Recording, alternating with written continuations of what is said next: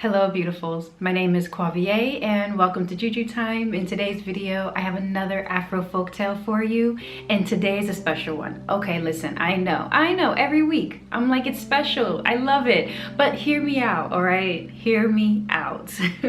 This tale today is special because it's a beautiful reminder of the fact that wisdom and knowledge and magic, it's in everything.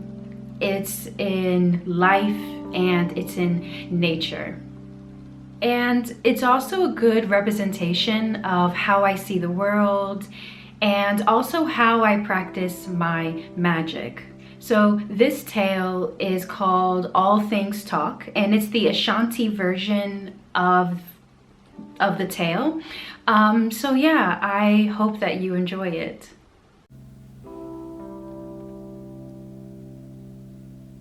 All Things Talk, the Ashanti version. A countryman went out to his garden to dig up some yams to take to market.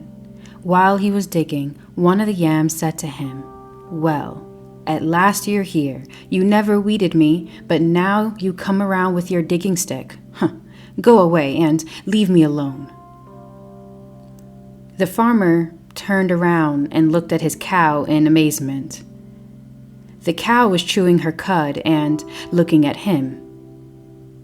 "Did you say something?" he asked. The cow kept on chewing and said nothing. But the man's dog spoke up. "It wasn't the cow who spoke to you," the dog said. "It was the yam. The yam says, 'Leave him alone.'" The man became angry because his dog had never talked before and he didn't like his tone besides. So he took his knife and cut a branch from a palm tree to whip his dog. Just then, the palm tree said, "Put that branch down." The man was getting very upset about the way things were going, and he started to throw the palm branch away, but the palm branch said, "Man, put me down softly." He put the branch down gently on a stone, and the stone said, "Hey, take that thing off me." This was enough, and the frightened farmer started to run for his village. On the way, he met a fisherman going the other way with a fish trap on his head. "What's the hurry?" the fisherman asked. "My yam said, 'Leave me alone.' Then the dog said, 'Listen to what the yam says.' When I went to whip the dog with a palm branch, the tree said, 'Put that branch down.' Then the palm branch said, 'Do it softly.' Then the stone said, 'Take that thing off me.'" "Is that all?" the man with the fish trap asked. "Is that so frightening?" "Well," the man's fish trap said, "did he take it off the stone?" "Wah!" the fisherman shouted. He threw the fish trap on the ground and began to run with the farmer. And on the trail they met a weaver with a bundle of cloth on his head. "Where are you going in such a rush?" he asked them. "My yam said, 'Leave me alone,'" the farmer said. "The dog said, 'Listen to what the yam says.' The tree said, 'Put that branch down.' And the branch said, 'Do it softly.' And the stone said, 'Take that thing off me.'" And then, the fisherman continued, "the fish trap said, 'Did he take it off?'" "That's nothing to get excited about," the weaver said. "No reason at all." "Oh, yes, it is," his bundle of cloth said. "If it happened to you, you'd run too." "Wah!" the weaver shouted. He threw his bundle on the trail and started running with the other men. They came panting to the ford in the river and found a man bathing. "Are you chasing a gazelle?" he asked them. The first man said breathlessly, "My yam talked to me, and it said, 'Leave me alone.' And my dog said, 'Listen to your yam.' And when I cut myself a branch, the tree said, 'Put that branch down.' And the branch said, 'Do it softly.' And the stone said, 'Take that thing off me.'" The fisherman panted, "And my trap said, 'Did he?'" the weaver wheezed, and my bundle of cloth said you'd run too. Is that why you're running? The man in the river asked. Well, wouldn't you run if you were in their position? The river said. The man jumped out of the water and began to run with the others. They ran down the main street of the village to the house of the chief. The chief's servants brought his stool out, and he came and sat on it to listen to their complaints. The men began to recite their troubles. So, I went to my garden to dig yams, the farmer said, waving his arms. Then everything began to talk. My yam said, leave me alone. My dog said, pay attention to your yam. The tree said, put that branch down. The branch said, do it softly. And the stone said, take it off me. And my fish trap said, well, did he take it off? The fisherman said. And my cloth said, you'd run too, the weaver said. And the river said the same thing, the bather said hoarsely, his eyes bulging. The chief listened to them patiently, but he couldn't refrain from scowling. Now this is really a wild story, he said at last. You'd better all go back to your work before I punish you for disturbing the peace. So the men went away, and the chief shook his head and mumbled to himself. Nonsense like that upsets the community. Fantastic, isn't it? His stool said. Imagine a talking yam. Oh, that part always makes me laugh. I want to talk about some of the things that stood out to me, and in the comments, I'd love to know what stood out for you in regards to this tale. The first thing that stood out to me would be how each time that one of the men went to tell someone else about what they experienced, how easily that each person sort of discounted their experience. And it just sort of made me just remember all the times that I went to someone excited about something or needing to tell them about something really important that happened to me, only for them to discount it or say that it's not really a big deal, or sort of downplay it in a way that when I think back in hindsight, how much that affected me, how much it affected my voice in regards to how much I would feel safe in my expression, which ultimately affected how I connect and communicate with everything around me and in me. I feel more or less we all have similar stories we can tell each other in regards to this. And for myself, as someone that is a highly sensitive, intuitive person who also loves to create and write, to come out of my box, to actually say what I need to say or write or create what I need to write and create, I truly felt a blockage in this area of my life. Now, coming to the spiritual aspect of it, then we'll lean back into the mundane. We are taught that if something is animate, it means that it's alive or has life. It's breathing, conscious, or sentient. If something is inanimate, it's the opposite. It's not alive. It's lifeless. It's dead. It's motionless. But ancient indigenous African wisdom has no such concept. And even today, the idea of talking objects is not a unique concept in Afro and Afro-diasporic practices. It stems from this knowing that all things, whether you classify it as animate or inanimate, are alive and do have a form of being or consciousness. Perhaps it's not the same way as I am conscious or we are conscious, but still conscious nevertheless. That all things essentially are one and are connected and are able to tell us things. And their form of communication may not be with mouth and words, but that form of communication can still be in the form of energy, vibration, dreams, etc. But in regards to this conversation, that is neither here or there. What I feel called to speak on is the act of listening to what's around us.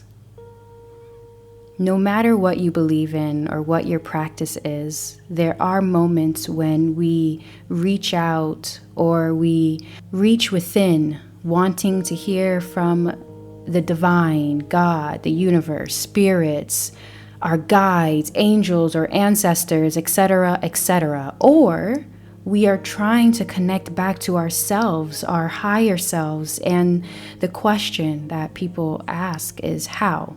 Or they wish to connect to their elevated ancestors and feel they can't feel or hear them.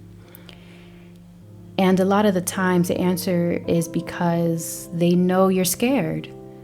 So they whisper or they send you the most subtle of signs that are just enough that get your attention, but not enough to send you flying scared. We've been programmed to be so afraid, and they know this. And in regards to connecting with ourselves, we discount or downplay our own experiences or how we feel, which creates a blockage in authentic expression, which takes us out of our bodies and our knowing. So for a long time, everything went quiet. The world went quiet. They stopped speaking to humans, or perhaps we just forgot how to listen. Perhaps the world never stopped speaking to us. We just slowly became deaf, and we became more and more distant in ourselves. I had to go on a long process of healing these aspects of me. It's been 7+ years now of learning how to listen to what's around me. But it all started with me needing to listen to what's within me and unblocking this and validating it myself instead of seeking validation from others.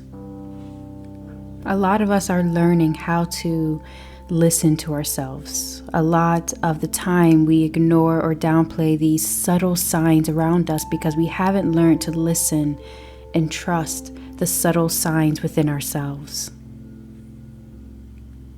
For me, learning about and healing my nervous system, which honestly I feel like is an ongoing thing with me, but learning about and healing this was very beneficial for me. It activates my ability to listen to myself and where certain emotions and feelings and sensations are coming from. For example, like, is it coming from a past experience, or is something in my surroundings trying to tell me something? The messages of our own body, what our own body is trying to tell us, is largely ignored. And for me, reconnecting back into my body and understanding where sensations are coming from really helped give me a better understanding of me. I then noticed that I had to change my mindset and not see myself as separate to what's going on around me. All of my encounters I am equal to, and they are equal to me. What I see and like or don't like in them is also in me. And this goes for any being, whether you want to classify it as animate or inanimate. I know there's wisdom there, and I can learn first about myself and how I think, how I feel, my worth, my patience or impatience, my current reality in the spaces that I'm choosing to move in, what I like, what I don't like, etc. And I'm also learning wisdom about the world around me. So when I sit and just listen to a tree or my pen, for me, it has just as much to say or teach me as I do. So meditating and not judging or overanalyzing what comes up for me is a part of the process of trusting myself. And also, as I said, seeing what needs to be healed. But eventually, what I found for my journey is that I began to hear my guides and the world around me. I began to form a closer relationship to the divine because I saw them everywhere and in everything. And I think lastly, I want to mention that I did have to ask my guides to be louder. Because I am a person with a lot of emotions that are constantly moving, allowing everything around me to be loud is also a kind of permission of myself to be loud, to not suppress.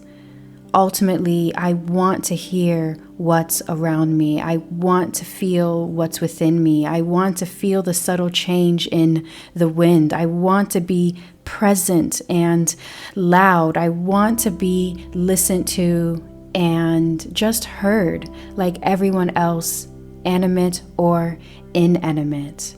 But most importantly, I wanted to not downplay myself, which then becomes an extension of everything around me. So this tale is funny for me because I can totally understand why the men ran, and I can understand why, until experienced, they didn't believe it themselves.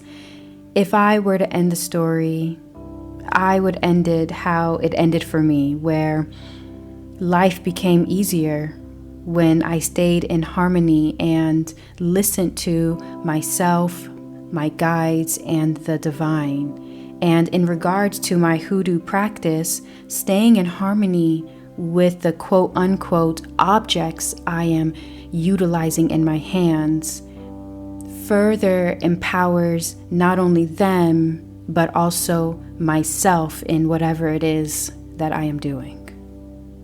But just like you, I am but standing in front of the ocean in the cosmos in complete admiration of how much I don't know. So I'm excited that I get to be a student of myself and the world so I can continue to explore what else unfolds. Anyway, beautifuls, thank you for being here with me, and until the next one, truth and love.